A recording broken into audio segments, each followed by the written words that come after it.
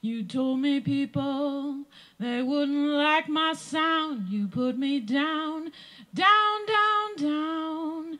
I wanna tear you from under my skin. You crush my soul underneath your soul. You crush my soul underneath your soul. You crush my soul underneath your soul. But your love is under my skin.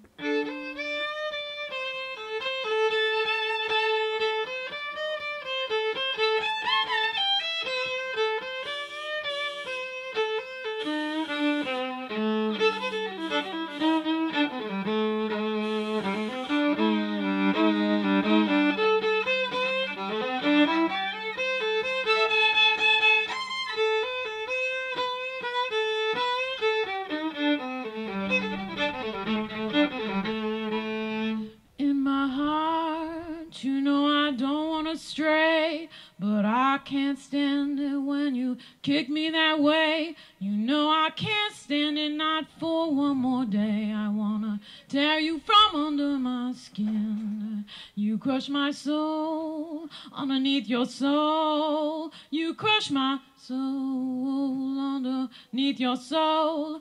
You crush my soul underneath your soul. But your love is under my skin.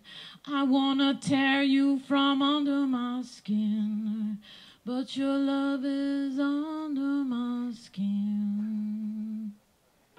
Woo! Thank you so much. Thank you, Jim, for having me. Thank you. Wonderful.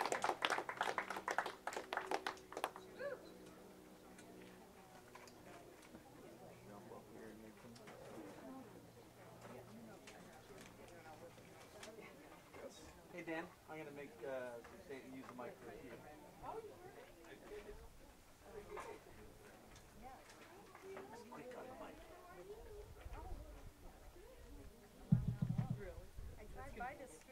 Hello. Hey. Check, check, check. How's everybody doing? Having fun yet? Let's give it up for all the artists. Big Jack Ward, Paul Spidell, Quenby, and Ilana Katz. And we got more fun coming up, but a couple of announcements. If you didn't get a chance to donate yet, back on the soundboard, there's a little thing to throw a donation in. Raising a little money for one of the attendees here. Their family member is battling colon cancer, the same cancer that took my sister a year ago, 2 days ago. So that money's going to help her spend some time with her mom as she's battling cancer. So that's what the money from the gig is going for. So back there, if you haven't donated, that would be great. Speaking of which, my yes, Dan the man, Dan the sound man is the best. Give it up for Dan. He worked so hard. He was here like 6:30 this morning, tapping on my bedroom window. I'm like, Dan, stop looking at me naked. He does that every time. I like you too, though.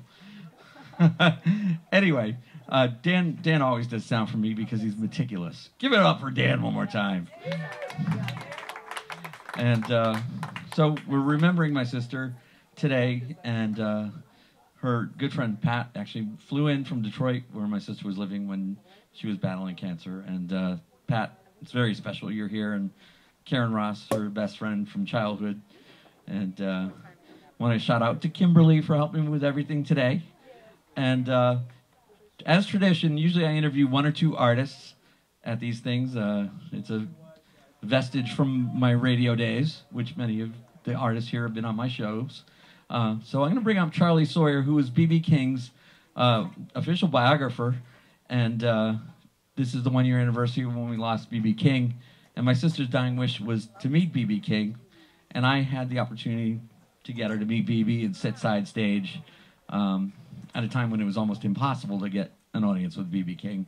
But I knew B.B. from taking care of Weepin' Willie Robinson, who was his protege since the 50s. So I was very fortunate. But come on in here, Charlie. Charlie, a very, very special guy. Grab this. Yeah, if you want. You got a second one?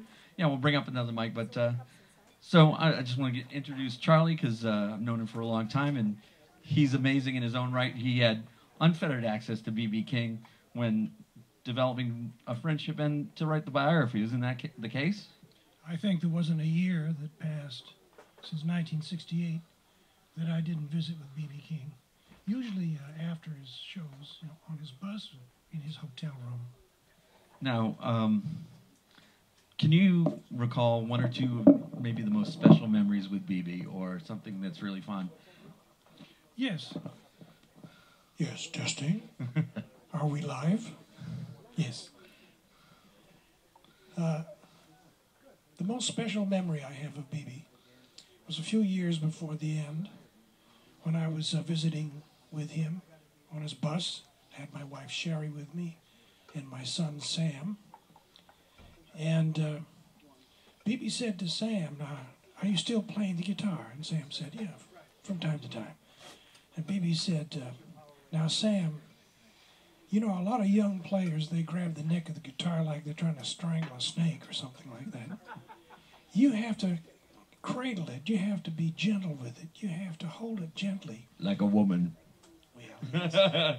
And, Or two women if you're B.B. I'm pretty sure he done did that because he loved women. He did love women. And he held his cell phone in his hand like the guitar neck, and he said, just be real relaxed. He said, I don't have calluses on my fingers. And he held out his hand to me. He said, "Go ahead, touch my hand." Oh, jeez.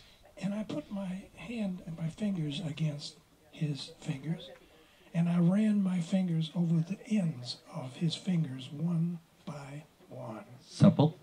They were supple, Really? smooth. I'd lose it. And I was thinking, these fingertips made 60 years of great music, Oh. and I have them on, at my fingertips. I knew I'd always remember that moment. I certainly would. Oh, my goodness. For those of you who want to learn more about the blues, if you're just kind of getting into it, Charlie teaches an urban blues class at Harvard Extension School. Are you still doing the class? No. No? All right. No.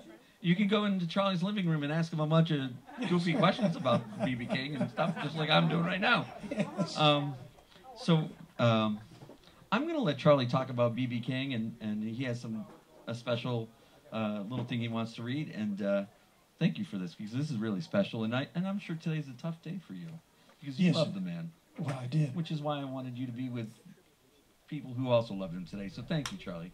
Well, I'm so glad to be here and to be with all of you folks. Now, B.B.'s funeral was May 30th or 31st. I always have trouble remembering. 31st.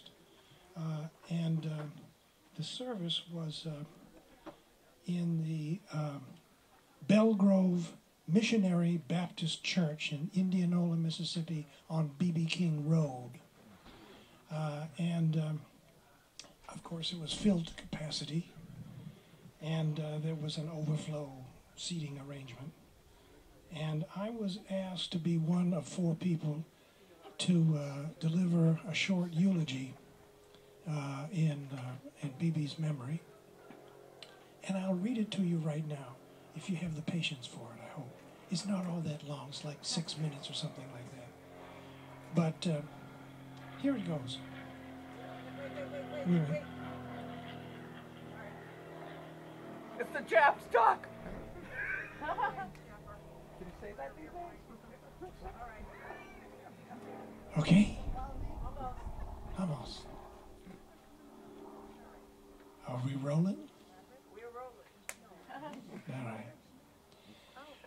Riley B. King's almost 90-year life began at a time when men and mules worked from kin to cane, when armies of men, women, and children crept across the fields of Jim Crow, Mississippi, dragging 11-foot cotton sacks, filling them with cotton bolls picked by hand, one by one. It ended at a time when giant machines controlled from computerized cabs, spanning 5 or 6 rows of cotton, move across the vast delta fields at a steady clip. From Jim Crow and kin to cane to GPS, Google, and an African American in the White House, that is the span of his life, the journey our culture has taken during Riley King's time on Earth. The museum built in his name here in Indianola has described his personal journey this way: from Indianola to icon. Riley King, as B.B. King, became an icon of American music by founding a new style of electric guitar playing, indeed a whole new genre of music on that instrument. Audiences and guitarists worldwide were dazzled by his performances. It's not hyperbole to say that his influence on electric blues guitar is so deep and so profound that his musical DNA, his imprint, can be heard in the playing of every guitarist today who plays the blues. B.B. King lives in every blues lick on every electric guitar for as long as blues is played on 6 strings. But how did he do this? How did he achieve this remarkable success? How did he earn the respect of every guitarist on the planet, the adoration of millions of his fans worldwide, and an undisputed title, King of the Blues? He did it not only by his musical genius. He did it by extraordinary endurance and unwavering determination, by playing an estimated 18,000 performances. His career was a lifelong crusade to make blues music respectable, to rescue it from the image of a man wearing overalls, carrying a diddley bow in one hand and a jug in the other. He wanted to elevate the blues to a new status where it would be accepted as an American musical genre equal to jazz, soul, and rock and roll.